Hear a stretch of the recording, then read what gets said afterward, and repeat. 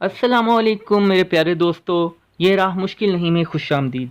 दोस्तों आज हम जानेंगे दज्जाल के बारे में। दज्जाल का ज़हूर कैसे होगा, तो चलो अहादीस की रोशनी में आज हम देखते हैं कि दज्जाल के ज़हूर के बारे में अहादीस में क्या है।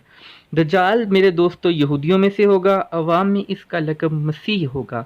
दाएं आँख में फली होगी, घुंघराले बाल होंगे, सवारी में एक बहुत ही बड़ा गधा इस्तेमाल करेगा। सबसे पहले दज्जाल मुल्क अराको शाम में ज़ाहिर होगा, जहां वो नबी और रसूल होने का दावा करेगा। फिर वहां से अस्फहान चला जाएगा। अस्फहान में इसके साथ 70,000 यहूदी होंगे।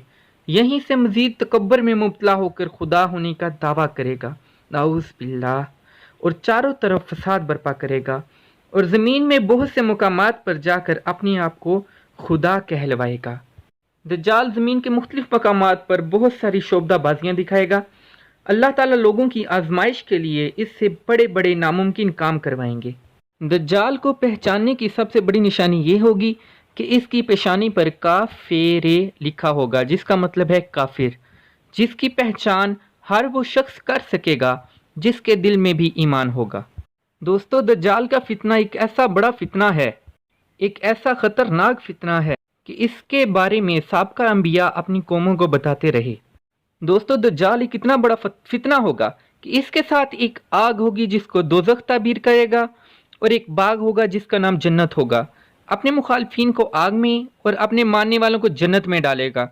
मगर वो आग दर हकीकत एक बाग होगा और बाग दर हकीकत आग की तरह होगा।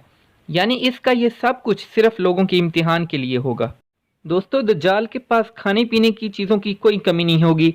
इसके पास खाने पीने की चीज़ों का एक ज़ख़ीरा होगा, जिसको चाहेगा इसे खुश होकर देगा।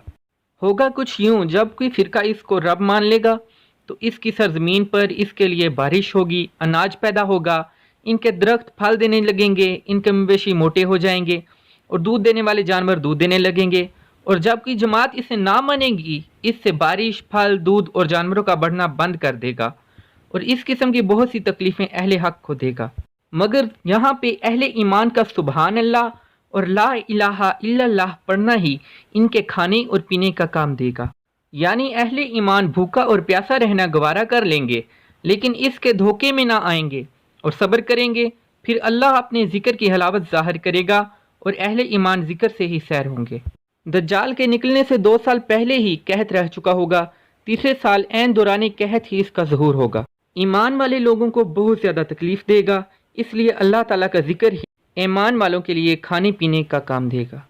दज्जाल के फितने से बचने के लिए हमें चाहिए कि अपने घर वालों को, अपने बीवी बच्चों, माँ बाप, दोस्तों, रिश्तेदारों को सूरह काफ की आखिरी 10 आयतें याद करवा दें, क्योंकि जो शख्स भी दज्जाल के मुंह पर इसके सामने सूरह काफ की आखिरी 10 आयतें पढ़ देगा तो वो शख्स दज्जाल के फितना से बचा रहेगा।